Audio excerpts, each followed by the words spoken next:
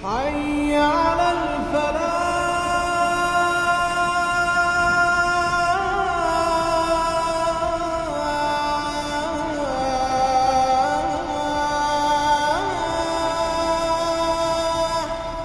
اعوذ باللہ من الشیطان الرجیم، بسم اللہ الرحمن الرحیم۔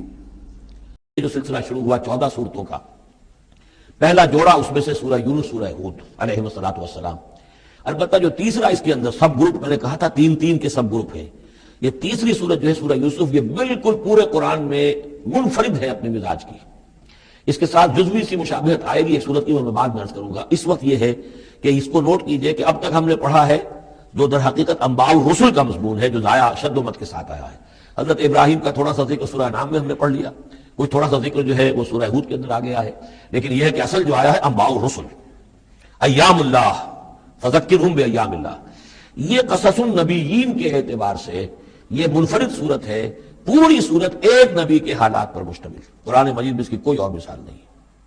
پھر یہ کہ اس میں وہ رنگ ہے ہی نہیں کہ حضرت یوسف علیہ السلام نے یہ دعویٰ کیا ہو کہ میں رسول ہوں، مجھے مانو، میری اطاعت کرو، اور وہاں کی جو قوم تھی اور بادشاہ جو تھا اس سے کوئی تعاون نہ کیا ہو، کچھ نہیں، وہ انداز ہی نہیں مانو گے تو عذاب آئے گا، کچھ نہیں۔ تو نبی میں اور رسول میں جو فرق ہوتا ہے وہ بھی آپ کنٹراسٹ اچھی طرح سمجھ لیجئے۔ حضرت یوسف نبی تھے، رسول نہیں تھے۔ رسول بنا کر جسے بھیج دیا جاتا تھا وہ تو پہلے کہتا تھا مجھے مانو، میری اطاعت کرو، ان اعبدوا اللہ واطیعون، اللہ کی بندگی کرو، میری اطاعت کرو، اللہ خیر سے۔ اس کے بعد اگلی بات ہوگی۔ لیکن نبی کا معاملہ یہ نہیں ہوتا۔ نبی جیسے کہ مصلح ہوتے ہیں، نیک لوگ ہوتے ہیں، اولیاء اللہ ہوتے ہیں، خاص اللہ تعالیٰ کے برگزیدہ بندے ہوتے ہیں۔ اب ظاہر بات ہے کہ ایسے بھی ہوتے ہیں جیسے ہماری اس امت کے اندر حضور کے بعد کتنے ہیں اولیاء اللہ پیدا ہوئے ہیں، اونچی شخصیت ہے، کیونکہ وحی کا دروازہ بند ہو چکا ہے، نبی ان میں سے کوئی نہیں ہے۔ لیکن انبیاء بنی اسرائیل جو ہیں وہ گویا کہ اولیاء اللہ ہی تھے زیادہ تر، لیکن ان پر وحی بھی آتی تھی، وہ تسلسل جو ہے وحی کا چل رہا تھا۔ لیکن رسول وہی تھے کہ جنہیں تعین کے ساتھ کسی قوم کی طرف بھیج دیا جائے۔ حضرت یوسف کے جو یہ واقعات یہاں آ رہے ہیں اس تفصیل کے ساتھ، اور پوری صورت نازل ہوئی ہے، اس کا ایک سبب ہے۔ میں نے آپ سے عرض کیا تھا کہ یہ جو آخری دور تھا مکی، آپ کے قیام مکہ کے دور کا، زمانے کا، تو اس میں یہ کہ چیزیں پہنچ چکی تھی مدینے میں بھی خبریں، اور مدینے میں اہل کتاب کے یہود کے کان کھڑے ہو گئے تھے۔ اب انہیں تو امید تھی، منتظر تھے، نبوت تو آخری ظاہر ہونے والی ہے، لیکن سمجھتے تھے ہم میں سے ہوگا۔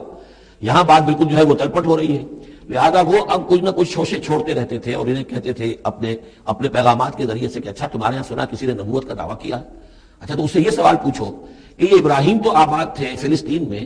یہ جو یہودی بنی اسرائیل ہے یہ مصر میں کیسے پہنچ گئے، جو وہاں سے پھر حضرت موسیٰ ان کو نکال کر لے کر آئے، لیکن کیسے پہنچے، پہنچنے کا سبب کیا تھا، کیا ماجرا تھا؟ یہ اب تاریخ کا ایک سوال تھا جو انہوں نے کر دیا۔ اس کے جواب میں اللہ تعالیٰ نے یہ صورت نازل فرما دی، اور اس قدر خوبصورت انداز میں نازل کی ہے۔ اور میں آپ کو ایک اور بات بھی بتا دوں کہ میرا قرآن مجید کے ساتھ جو معنوی تعارف ہوا ہے پہلی مرتبہ صحیح معنی میں، وہ اسی سورہ یوسف کے حوالے سے ہے، اور سورہ یوسف کی تفہیم القرآن مولانا مودودی کی۔ 1947 میں میٹرک کا امتحان دے چکا تھا، ہمارا رزلٹ بھی آ چکا تھا، لیکن یہ کہ اس کے بعد وہ فسادات کیا قتل عام شروع ہوا مسلمانوں کا۔ مشرقی پنجاب میں، میں حصار میں تھا، تو حصار اس شہر کا نام تھا، لیکن ہم اس میں محصور بھی ہو گئے۔ تقریباً 1.5 مہینہ ہم نے مورچے بنا لیے اور اپنی حفاظت کرتے رہے۔ اس دوران میں ظاہر بات ہے کرنے کا کوئی اور کام تھا نہیں، وہ تو جو بھی مورچوں پر جن کی ڈیوٹی ہے وہ مورچوں پر کھڑے ہیں، باقی کوئی کام نہیں۔ تو میں اور میرے بڑے بھائی اس زمانے میں پھر ایک مسجد کے اندر بیٹھ کر، چونکہ انہوں نے بھی، وہ مجھ سے ویسے 6 سال بڑے ہیں، انہوں نے بھی جب میٹرک کیا تھا تو عربی پڑھی تھی، اور میں نے تازہ میٹرک کیا تھا اور میرے پاس بھی عربی کا مضمون تھا، تو پھر یہ ہم پڑھتے تھے۔ اور ترجمان القرآن جو مولانا مودودی کا رسالہ تھا اس میں ان دنوں تفہیم القرآن میں یہ سورہ یوسف کی تفسیر شائع ہو رہی تھی، تو ان دنوں ہم مسجد میں بیٹھ کر یہ سورہ یوسف تفہیم القرآن سے، پھر چونکہ مجھے کچھ عربی آتی تھی اور تازہ تھی، اچھی تھی، تو اس میں یہ کہ ہماری گفتگو بھی ہوتی تھی، مذاکرہ کرتے تھے۔ تو اس طریقے سے جو پہلا میرا، اس سے پہلے بھی بہرحال یہ کہ قرآن ہے، اللہ کا کلام ہے، اللہ کی کتاب ہے، ہمارا اس پر ایمان ہے، کچھ اس کو سمجھنا، کچھ پڑھنا، یہ تو تھا، لیکن جو ایک معنوی ایک ربط قائم ہوا، ذہنی رشتہ، ایک قلبی رشتہ، وہ در حقیقت سورہ یوسف، اور سورہ یوسف کی بھی وہ تشریح و تعبیر کے جو مولانا مودودی نے تفہیم القرآن میں کی ہے۔ بسم اللہ الرحمن الرحیم، الف لام را، تلک آیات الکتاب المبین، یہ ایک روشن آیات کی کتاب کی آیات ہے۔ انا انزلناہ قرآنا عربیا، ہم نے اس کو نازل کیا ہے عربی قرآن بنا کر۔ کس کو نازل کیا ہے؟ وہ جو ام الکتاب میں ہمارے پاس ہے، وہ جو لوح محفوظ میں ہے، اس کو ہم نے اتارا ہے اب محمد پر، تو قرآن عربی بنا کر اتارا ہے۔ لعلکم تعقلون، تاکہ اے عربو، اے عرب کے رہنے والوں، اے امیین کہ جن کی طرف اولین بعثت ہمارے رسول کی ہوئی ہے، تم اچھی طرح سمجھ سکو۔ نحن نقص علیک احسن القصص، اے نبی ہم آپ پر بیان کرنے لگے ہیں بہترین بیان، یہ قصص نہیں ہے، قصص ہوتا قاف کے زیر کے ساتھ تو قصے کی جمع ہوتا، یہ بہترین قصہ ہم آپ کو سنا رہے، نہیں احسن القصص، قصص جو ہے یہ یہاں پر یہ مصدر ہے، بہترین بیان، ہم آپ کے سامنے بہترین بیان پیش کر رہے ہیں، بما اوحینا الیک ھذا القرآن، اس قرآن کے ساتھ جو ہم نے آپ کی طرف وحی کیا ہے، وَإِن كُنتَ مِن قَبْلِهِ لَمِنَ الْغَافِلِينَ، اور یقیناً آپ اس سے پہلے، اس قرآن میں اس قصے کے آنے سے پہلے، قرآن میں اس بیان کی آمد سے پہلے، وحی سے پہلے آپ یقیناً بالکل ناواقف تھے، غافل تھے، آپ کو کچھ معلوم نہیں تھا کہ یہ حضرت یوسف کیسے وہاں پہنچے اور بنی اسرائیل کیسے پہنچ گئے۔ اس قال یوسف لابیہ ہے، حضرت یعقوب علیہ السلام کی ایک تو بڑی بیوی تھی، ان سے 10 بیٹے تھے، بڑے تھے، جوان تھے، پھر چھوٹی بیوی تھی، ان سے یہ 2 بیٹے تھے، یوسف بڑے ان میں سے اور بنیامین چھوٹے، 12 بیٹے تھے ان کے۔ یہ اس قال یوسف لابیہ ہے، یاد کرو جب کہ کہا تھا یوسف نے اپنے والد سے، حضرت یعقوب سے، یا ابت، ابا جان، انی رأیت 11 کوكبا، میں نے دیکھا ہے 11 ستارے، والشمس والقمر، اور سورج اور چاند، رأیتهم لی ساجدین، کہ وہ مجھے سجدہ کر رہے ہیں، میرے سامنے جو ہے سجدے میں ہیں۔ قال یا بنی لا تقصص رؤیاک علی اخوتک، حضرت یعقوب علیہ السلام نے اس بات کو سمجھ لیا کہ یہ 11 بھائی اور یہ میں ماں باپ، ہمارا کوئی خاص معاملہ ہونے والا اس بیٹے کے ساتھ، اور اللہ تعالیٰ اس بیٹے کی کوئی خاص فضیلت ظاہر کرنے والا ہے، لہذا فرمایا کہ یہ اپنا بیان لا تقصص رؤیاک علی اخوتک، اپنے بھائیوں کے سامنے بیان نہ کر دینا، فیکیدوا لک کیدا، تو وہ تمہارے خلاف کو سازش کریں گے، اس لیے کہ ان میں پھر حسد کی آگ بھڑک اٹھے گی، اور وہ سوچیں گے کہ اللہ تعالیٰ نے یہ فضیلت اگر کوئی رکھی تو ہمارے بجائے وہ اس یوسف کے لیے رکھی ہے، تو اس سے کہ تمہیں کوئی غضب پہنچ جائے گا۔ ان شیطان للانسان عدو مبین، یقیناً شیطان تو انسان کا کھلا دشمن ہے ہی، وَكَذَلِكَ يَجْتَبِيكَ رَبُّكَ وَيُعَلِّمُكَ مِن تَأْوِيلِ الْأَحَادِيث، اور اسی طریقے سے تمہارا رب جو ہے تمہیں پسند کر لے گا، چن لے گا، یعنی نبوت کے لیے اب معلوم ہوتا ہے کہ میرے بیٹوں میں سے اللہ نے تمہیں چن لیا ہے، یہ معلوم ہوتا ہے۔ كَذَلِكَ يَجْتَبِيكَ رَبُّكَ، اسی طرح اللہ چن لے گا، برگزیدہ کرے گا تجھے، وَيُعَلِّمُكَ مِن تَأْوِيلِ الْأَحَادِيث، اور تمہیں سکھائے گا تعویل الاحادیث۔ اس کے 2 معنی ہیں، ایک تو یہ کہ خواب کی تعبیر کرنا، اور یہ کسی بھی بات کی تہ تک پہنچ جانا، کنہ تک پہنچ جانا۔ تو عام اگر لیں گے تو کسی بھی بات، معاملہ فہمی جسے ہم کہتے ہیں، جز رسی، کسی چیز کے جو ہے اجزاء تک انسان پہنچ جائے، نگاہ دور تک چلی جائے، وہ بھی، اور یہ کہ اس کو تعویل الاحادیث جو ہے یہ خاص طور پر خوابوں کے لیے بھی ہے۔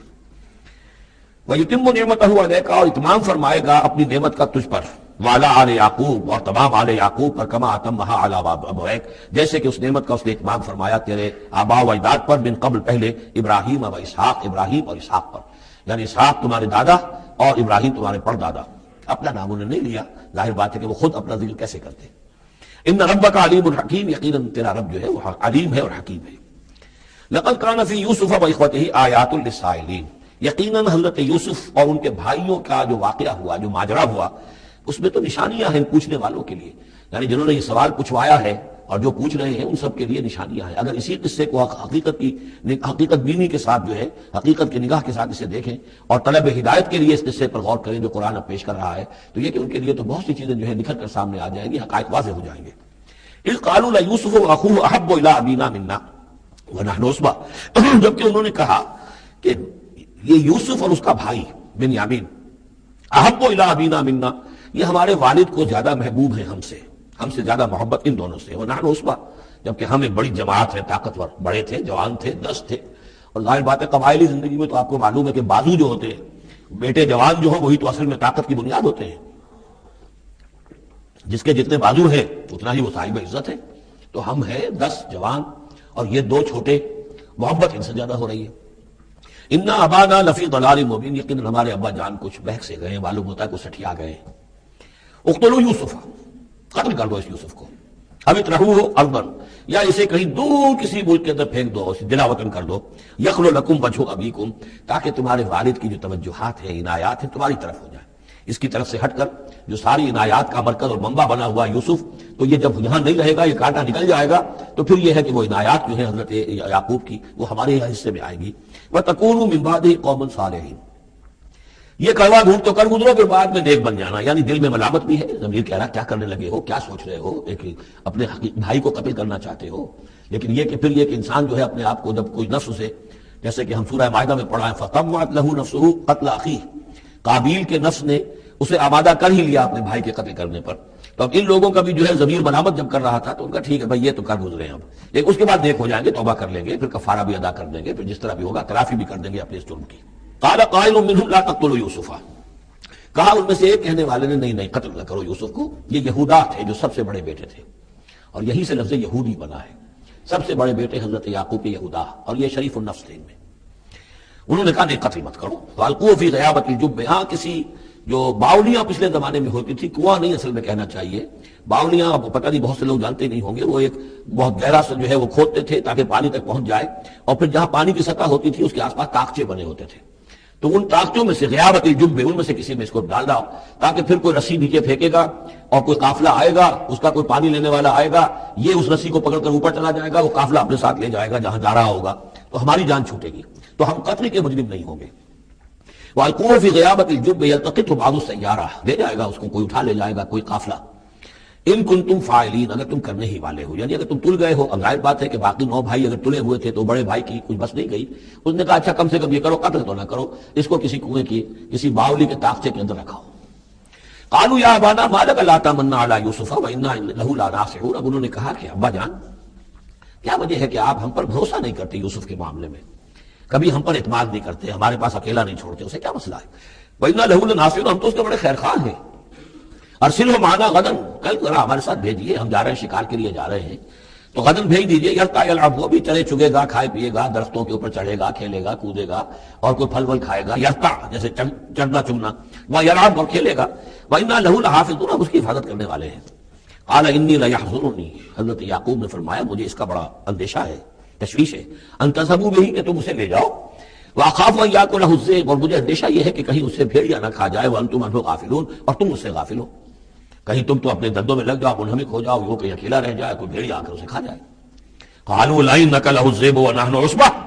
إِنَّا إِذًا لَخَاسِرُونَ، ابا جان کیا بات کر رہے ہیں، اگر انہیں اسے بھیڑیا کھا جائے جبکہ ہم ایک جوان گروہ ہیں، ہم 10 آدمی ہیں، ہماری پوری ٹیم ہے، جماعت ہے، تو پھر تو ہم تو بڑے نکمے لوگ ہوئے، بڑے خسارے والے لوگ ہوئے۔ فَلَمَّا ذَهَبُوا بِهِ وَأَجْمَعُوا، اور جب پھر وہ اس کو لے گئے اور پھر اب وہ متفق ہو گئے، اجمعو کے بعد علا کا صلہ جو ہے یہاں پر محذوف ہے، علا ان یجعلوه فی غیابۃ الجب، انہوں نے اپنی یہ بات اب پوری جمع کر لی، اپنا پوری رائے ایک کر کے، ایک آ کر کے، اور وہ یہ کہ اب اسے غیابۃ الجب کے اندر رکھنے چلے۔ وَأَوْحَيْنَا إِلَيْهِ، ہم نے اس وقت وحی کی یوسف کو، لَتُنَبِّئَنَّهُمْ، اب اس کو اب الہام کہیں گے، ابھی ظاہر بات ہے کہ وہ نبوت کی عمر نہیں ہے۔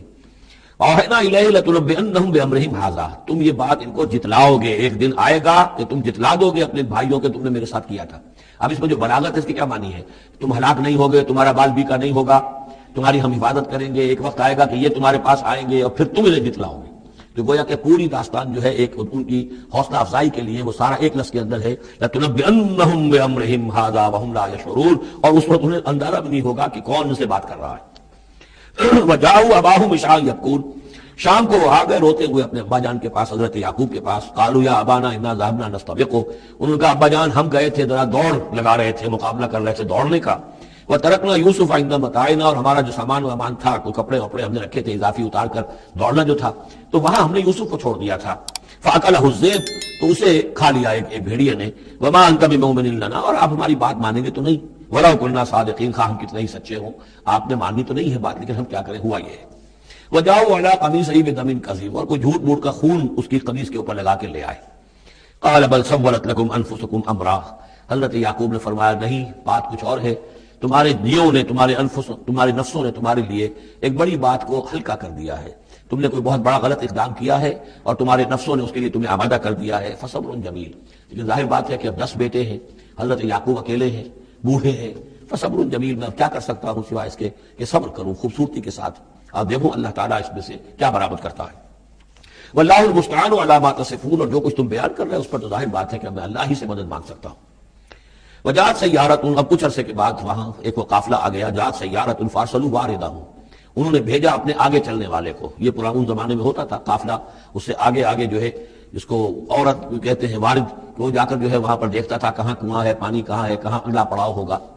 فارسلوا واردہم، اپنے پانی بھرنے والے کو بھیجا، فادلا دلوا، اس نے اپنا ڈول جو ہے وہ نیچے اتارا۔ قال یا بشرا، اب اس کو پکڑ لیا حضرت یوسف نے، اس نے کھینچا، وہ سمجھ رہا تھا پانی کھینچ رہا ہوں، وہ حضرت یوسف آ گئے۔ یا بشرا ھذا غلام، انہوں نے وہیں سے شور بچایا، آواز دی کہ بشارت ہو، یہ تو ہمیں غلام مل گیا، لڑکا مل گیا۔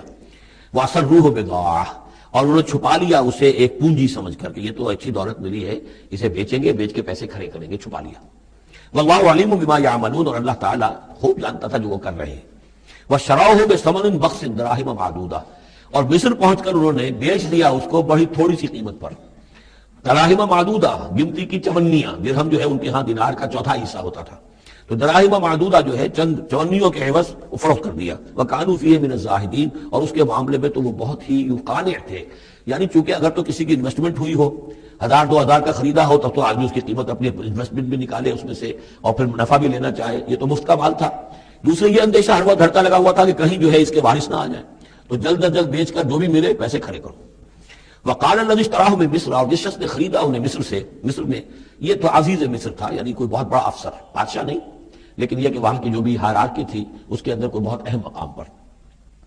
وقال الذي اشتراه من مصر، اور جس شخص نے خریدا انہیں مصر میں، لامرأته ہی اپنی بیوی سے کہا اکرمی مثواہ، اس کو ذرا اچھے طریقے پر رکھو، عسیٰ ان ینفعنا، ہو سکتا ہے یہ ہمارے لیے نفع بخش ہو، یہ بھی ہو سکتا ہے کہ ہم اسے بھی بیچ دیں تو ہمیں دولت زیادہ مل جائے، اور نتخذہ ولدا، معلوم ہوتا ہے شاید اولاد نہیں تھی، ہم اسے اپنا بیٹا ہی بنا لیں گے. وَكَذَلِكَ مَكَّنَّا لِيُوسُفَ فِي الْأَرْضِ، اس طرح ہم نے زمین میں یوسف کے لیے تمکن، ٹھہراؤ کی جگہ پیدا کر دی. اب یہ کہ پہنچ گئے ہیں جو اس وقت کی جو متمدن ترین مملکت ہے، مصر کی مملکت ہے، اس کا ایک نظام ہے، اس میں بادشاہت ہے، اس کا پورا جو ہے اس کا آبپاشی کا نظام ہے، اس میں تمدن کے ایک گہوارے میں پہنچا دیا، اور وہاں پر بھی کسی جھونپڑے میں نہیں، کسی بہت بڑے افسر، بہت بڑے صاحب حیثیت انسان کے گھر میں پہنچا دیا. وَكَذَلِكَ مَكَّنَّا لِيُوسُفَ فِي الْأَرْضِ وَلِنُعَلِّمَهُ مِن تَأْوِيلِ الْأَحَادِيثِ، اور تاکہ ہم اسے سکھائیں باتوں کی تہ تک پہنچنا. یعنی ظاہر بات ہے کہ اگر وہ کوئی بہت بڑا عہدیدار تھا، بہت بڑا افسر تھا، تو وہاں پر لوگ آتے رہتے ہوں گے، گفتگویں ہوتی ہوں گی، امور مملکت پر بحثیں ہوتی ہوں گی. اب یہ وہاں پر ایک خادم کی حیثیت سے ہیں، وہ باتیں ساری سن رہے ہیں، تو گویا کہ اس میں ان کے لیے تربیت کا سامان اللہ نے کر دیا کہ کہاں کسی اگر دیہاتی میں رہتے یا کہیں صحرا میں رہتے، کہاں یہ تمدن کے ایک گڑھ میں اور ایک ایسی جگہ پر جہاں پر بیٹھ کر سارے مشورے ہوتے ہوں، گفتگویں ہوتی ہوں اور دوسرے ملکوں کی خبریں آتی ہوں. اس سے ان کے علم کے اندر معلومات میں بھی اضافہ ہوا، اور یہ کہ حالات و واقعات کا تجزیہ کرنا، اس سے استنتاج کرنا، نتیجہ نکالنا، اللہ نے یہ چیز انہیں سکھا دی. واللہ غالب علی امرہ، اللہ تعالیٰ تو اپنے معاملے پر، اپنے حکم پر، اپنے فیصلے پر غالب ہے. ولکن اکثر الناس لا یعلمون، لیکن اکثر لوگ جانتے نہیں.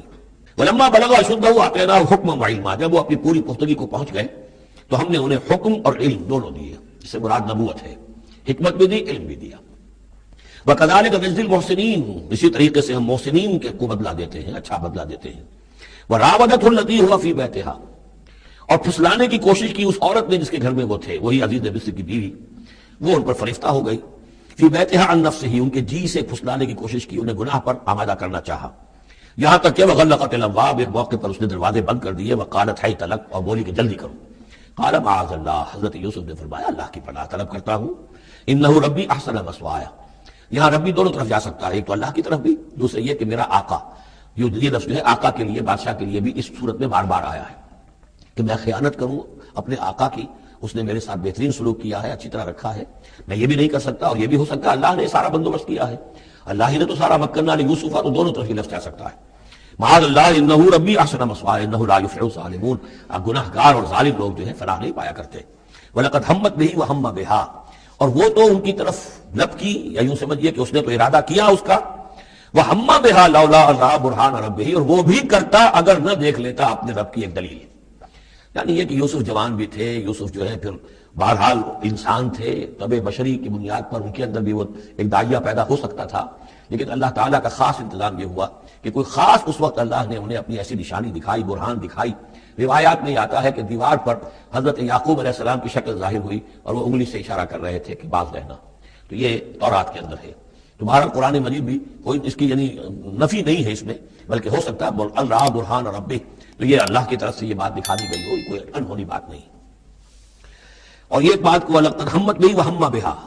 یہاں پہ لولا ان رأى برہان، وہ بھی پڑھتے ہیں. یعنی یہ کہ یہ چیزیں جو ہیں بہرحال جہاں تک فطرت انسانی کا تقاضا ہے، اس میں ثابت قدم رہنا آسان کام نہیں ہے. كَذَلِكَ لِنَصْرِفَ عَنْهُ السُّوءَ، اور یہ اس لیے کہ ہم پھیر دیں اس سے بدی کا رخ، والفحشاء، اور بے حیائی کا. ہم نے خاص اہتمام کیا حضرت یوسف علیہ السلام کی عفت و عصمت کی حفاظت کی. انہ من عبادنا المخلصین، یقیناً وہ ہمارے بڑے مخلص بندوں میں سے تھے. یہ مخلص اور مخلص کا فرق نوٹ کر لیجئے. مخلص اس میں فاعل ہے، خلوص کرنے والا، اور مخلص وہ جس کو خالص کر لیا گیا ہو. اللہ کے مخلص بندے وہ ہیں جن کو اللہ نے اپنے لیے خالص کر لیا. تو یہ اللہ کے خاص بندے، چہیتے بندے مخلص ہیں جنہیں اللہ نے اپنے لیے خالص کر لیا ہے. واستبق الباب، وہ دونوں دوڑے دروازے کی طرف. یعنی حضرت یوسف علیہ السلام نے اس کی نیت بری دیکھی اور دیکھا کہ وہ تلی ہوئی ہے، اس کے اوپر شیطان کا بھوت سوار ہے، تو وہ دروازے کی طرف لپکے کہ میں بھاگ جاؤں. پیچھے وہ دوڑی. قالت وقدت قمیصہ من دبر، اور دوڑتے اس میں یہ ہوا کہ اس نے جو پیچھے سے پکڑنے کی کوشش کی حضرت یوسف کو تو ان کا کرتا جو ہے اس کے ہاتھ میں آ گیا اور وہ پھٹ گیا۔ حضرت یوسف دوڑ رہے ہیں، پیچھے سے وہ کرتے کا دامن جو ہے پھٹ گیا۔ وَأَلْفَيَا سَيِّدَهَا لَدَى الْبَابِ، اور اچانک ہو سکتا ہے غیر متوقع طور پر، وقت ایسا نہ ہو عام طور پر آنے کا، اس کا جو شوہر تھا اس کو دونوں نے دیکھا کہ وہ دونوں دروازے کے اوپر وہ موجود ہیں۔ پایا ان دونوں نے اس کے شوہر کو، اس کے سردار کو، اس کے آقا کو، اس کے شوہر کو لدى الباب، دروازے کے پاس۔ قالت ما جزاء من اراد باهلك سوءا، اب دیکھیے یہ ہے وہ کہ جو عورت کے جو چلتر جس کو کہتے ہیں مشہور، فوراً جو اس نے پیتلا بدلا ہے، اس نے کہا اپنے شوہر سے مخاطب ہو کر بڑا سوچو کیا سزا ہونی چاہیے اس شخص کی جو تمہاری بیوی کے ساتھ بدکاری کا ارادہ کرے، یعنی یہ کہ یہ جو یوسف ہے یہ مجھ پر گویا کہ مجرمانہ حملہ کرنا چاہتا تھا اور میں نے اپنے آپ کو بچایا ہے۔ قالت ما جزاء من اراد باهلك سوءا الا ان يسجن، اس کی سوا کیا سزا ہو سکتی ہے کہ اسے جیل میں ڈال دیا جائے اور عذاب العلیم، یا اسے کوئی اور دردناک عذاب دیا جائے۔ اب ظاہر ہے اپنے دفاع کے لیے حضرت یوسف کو کوئی نہ کوئی بیان تو دینا تھا۔ قال هي راودتني عن نفسي، انہوں نے صاف بیان کر دیا کہ خود اس نے مجھے گناہ پر آمادہ کرنا چاہا تھا اور پھسلانا چاہا تھا مجھے میرے جی سے۔ وشهد شاهد من اهلها، اب یہ کہ وہاں کوئی اور تھا، کوئی شخص کہ جو تھا اس عورت، وہ زلیخا اس کا نام آتا ہے تو رات میں قرآن میں کہیں نہیں ہے، امراۃ العزیز تو آتا ہے، اس عزیز کی بیوی، بڑے افسر کی بیوی، لیکن یہ کہ اس کا کوئی رشتہ دار بھی وہاں موقع پر موجود تھا، تو اس نے قرائن کی جو گواہی ہوتی ہے، سرکمسٹانشل ایویڈنس، اس کی بات کی۔ انہوں نے کہا کہ اگر تو اس کا کرتا پھٹا ہوا ہو، شاہد شاہد من اہلہا، اس عورت کے عزیزوں رشتہ داروں میں سے گواہی دینے والے نے ایک نے گواہی دی، اگر اس کا کرتا پھٹا ہوتا سامنے سے فصدقت، تو وہ سچی ہوتی، وہو من الکاذبین، اور یہ جھوٹا ہوتا۔